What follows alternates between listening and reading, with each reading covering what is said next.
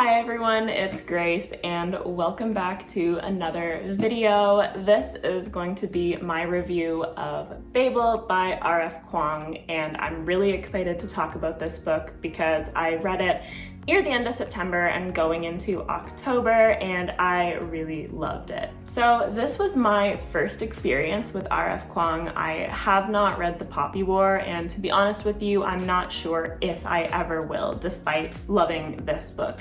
That series doesn't really sound up my alley, but when I read about what BABEL was about, it really did sound like something that I would love, and I'm really happy that I was right about that. So first of all, like usual with a spoiler-free review, I'm going to give you the synopsis of the book. And I know that this is an extremely popular release, so feel free to skip through this if you don't need it. I will have timestamps in the description for me reading out the synopsis, but for those of you who are interested, this is what we have. 1828. Robin Swift, orphaned by cholera in Canton, is brought to London by the mysterious Professor Lavelle. There, Robin trains for years in Latin, Ancient Greek, and Chinese, all in preparation for the day he'll enroll in Oxford University's prestigious Royal Institute of Translation, also known as BABEL. The tower and its students are the world's center for translation and, more importantly, magic. Silverworking, the art of manifesting the meaning lost in translation using enchanted silver bars, has made the British unparalleled in power as the arcane craft serves the Empire's quest for colonization. For Robin, Oxford is a utopia dedicated to the pursuit of knowledge. But knowledge obeys power, and as a Chinese boy raised in Britain, he realizes serving BABEL means betraying his motherland. As his studies progress, Robin finds himself caught between BABEL and the shadowy Hermes Society, an organization dedicated to stopping imperial expansion.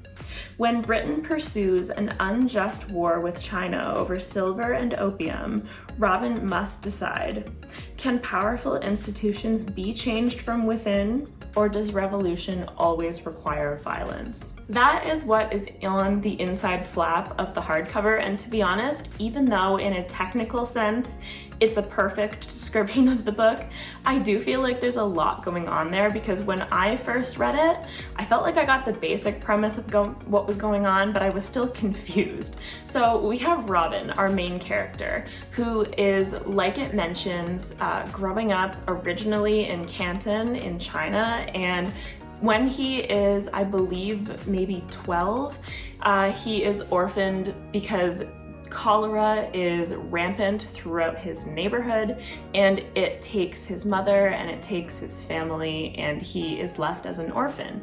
And he has an English or British governess or tutor, and this mysterious Professor Lovell comes to sweep him away and basically introduces him to the world of Britain and wants to raise him there so that he will be the perfect student to enter BABEL, or the Royal Institute of Translation, when he's older and when he's ready. And the thing that I think initially confused me was the mentions of silverworking and the mentions of the Hermes Society and BABEL and how they all fit together. So basically, silverworking is the magic system in this book, and it's pretty cool, and the themes of translation are basically the bedrock underneath silverworking, underneath BABEL, and underneath the British Empire in this alternate history.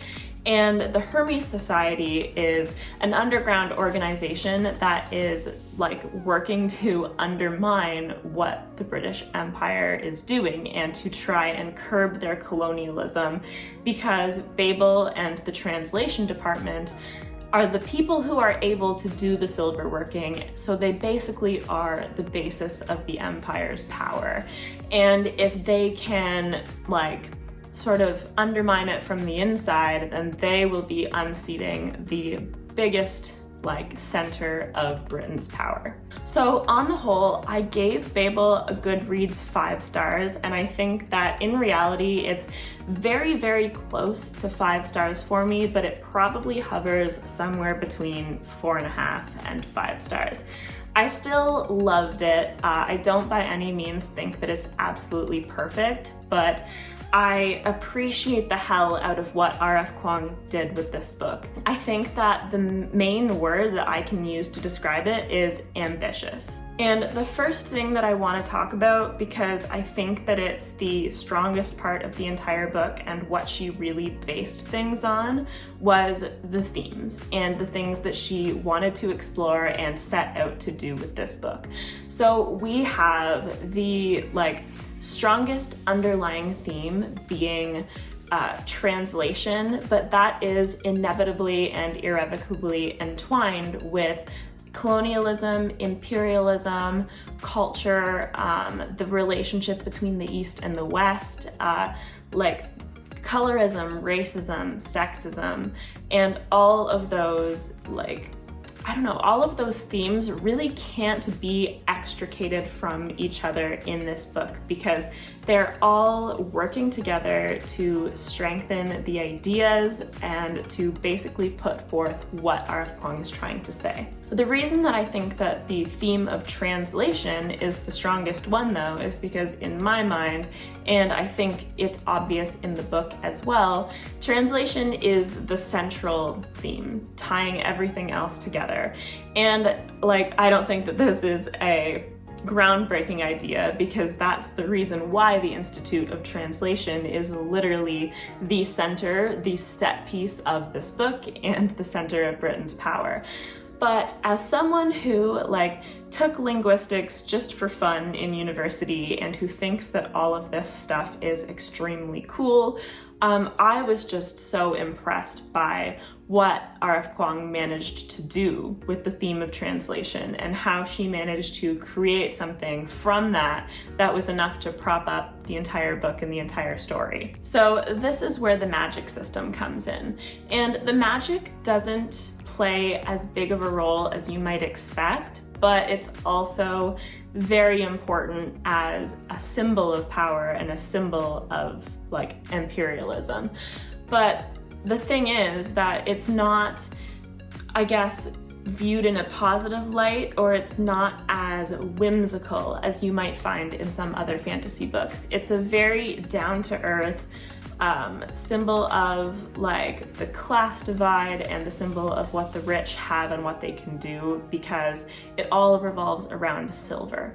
And silver as a precious resource is made even more precious by the fact that you can use it to create magic. So if you have a silver bar and you put a word that is in one language on one side and a word that's in another language on the other side, they're not going to be a perfect translation of one another, because there is no such thing as a perfect translation. Those words are going to mean slightly different things in each language, and the space between those two meanings is what can be captured in the silver and can create a magical effect. This concept that R.F. Kuang has created is so precise and so smart that I don't even feel like I can conceptualize and explain it to you properly, verbally. But the linguistics of it all is so fascinating, and maybe that's why this book was so strong and so memorable to me, because the school setting really gave her a chance to explain it in detail to the reader, because the characters are also learning this when they attend Babel, and when they work with their professors, each of them has a different specialty, and it's very, very well researched, and that's why I think that this book is so ambitious and so impressive, because the amount of research that must have gone into this is honestly incredible. And maybe that's just the nerd in me coming out, and I just love that enough on its own that I was so impressed by this book. But R.F. Kuang's knowledge of so many different cultures and languages that are referenced here, and their histories, is just insane. Like, it is, I don't know, the amount of depth and richness is incredible.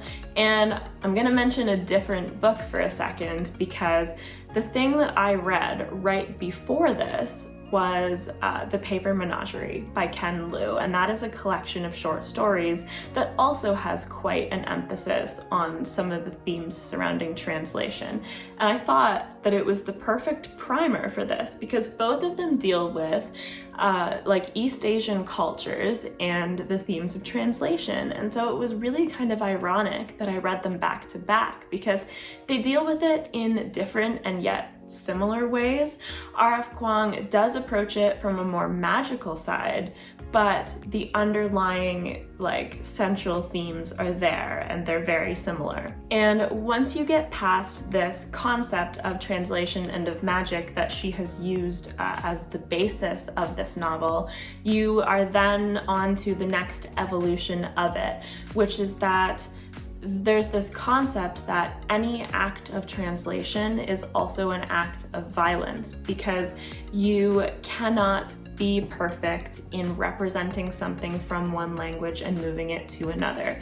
You can try and be faithful to the original author's style, or you can try and be faithful to exactly what they were trying to say in terms of content, but it's very hard to capture everything. But it's also impossible, because there aren't going to be words that perfectly match up between languages. And so it can be construed as an act of violence on the original to think that you have the right to move it into a different language and inevitably mangle what the original was. And so it's a very, very interesting concept, and it is all tied together with these themes of colonialism and of revolution, because you eventually get this idea that you can't always like fight from the inside just with words and concepts and ideas.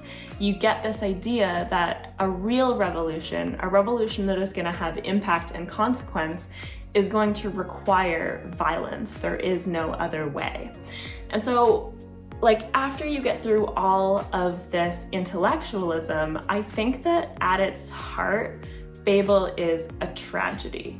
Because even though these characters are swept along and they think that they're building like these amazing privileged lives for themselves, they eventually come to the realization that they can't reconcile this within themselves, and they're essentially going to have to destroy themselves and their own lives if they want to stay true to their beliefs and stay true to where they're from, because they know that they're never going to truly belong in the British Empire. They can serve it, but they're always going to be other, and they're going to be betraying themselves and what they believe by serving the British Empire. And so it's incredibly interesting.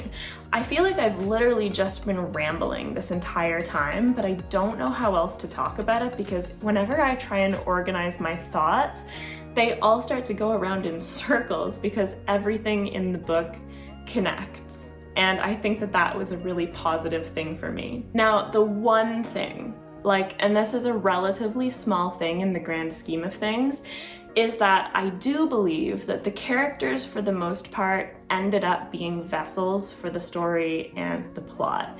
And I still think the characters were good, don't get me wrong, but I think that the intention of this book was ultimately the themes and the messages. And while these characters did, I did connect emotionally with them, I think that, and this is a fine distinction, I'm not sure if I'm gonna explain it properly, I think that their fates were inevitable. So rather than being characters who are truly driving the plot forward with their decisions, it wasn't exactly the other way around, because these characters still drove the plot with decisions that they made, and ultimately it was decisions that they made that led to the climax. I feel like in order for this book to be what it was, those decisions were inevitable. And so even though I liked the ending and I really enjoyed the conceptualization of these as tragic characters, it ended up falling like just a little bit flat because of the fact that I really didn't think we could have gone anywhere else. And I don't know if that makes sense. I hope it does. Because like in reality, I don't know if I can explain it better than that, even to myself. It was just this feeling that I had while reading it. And so ultimately, like, I loved this book. And would I recommend it? Yes, but I also think that in a way I was the perfect reader for this, and I know that some other people aren't going to enjoy it as much as me. Like, I think that this is a very personal project of R.F. Kuang, and like I said, a very ambitious project, and it ties into her own studies and her own research in real life in a way that if you find that type of thing extremely interesting and nerd out about it like I do, you'll probably love this too. And I know that a lot of people also have absolutely loved this. And I think that it's just like walking that fine line where maybe it is a little bit hard to recommend this to everyone, just because I know that, you know, if you're not interested in linguistics and the themes of translation, it's very heavy on the intellectual aspect of that, and you might not enjoy that. And that's fine. But I do want people to know that going in, so that hopefully people who are gonna enjoy it are gonna pick it up. And if you are those people, then like I would absolutely recommend it. And I think that for what R.F. Kuang was trying to do with this, it was really phenomenal. And yeah, I think that that is it, because this whole video, I have had simultaneously a very clear idea of what I'm saying and no idea at all about where I'm going. So I'm just gonna stop here and say that that is it for this one, and I have essentially just gotten out some of my thoughts about Babel, and I'm gonna call it a review and slap it up on YouTube, and I hope that you enjoy it. So yeah. That is it for this one. Please like this video if you liked it. Subscribe if you would like to see more content from me. I post new videos every Monday and Thursday, and as always, I'll have my Discord, socials, and Patreon linked in my description if you're interested in any of that stuff. And with that said, I hope that you have a fantastic rest of your day. I'll see you in the next one. Bye!